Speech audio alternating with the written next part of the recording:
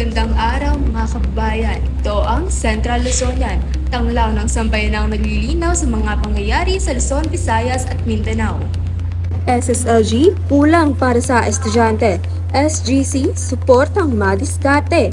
Pinagtibay ni Regional Education Program Supervisor Dr. Therese Peña na hindi pinaghihiwalay ng bagong School Governance Council program ang mga kasalukuyang organisasyon kundi pinag-aalab pa nga ito.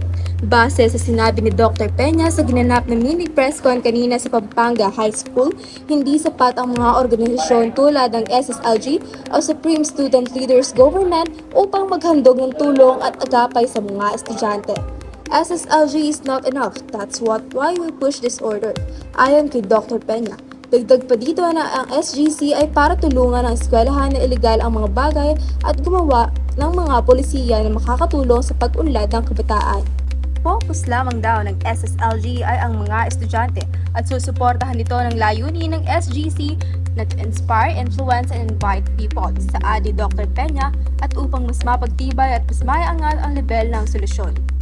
Muli, inihahandog ng Central Luzonian, tanglaw ng sambayanang nagbubukas sa mga mata ng mamamayan.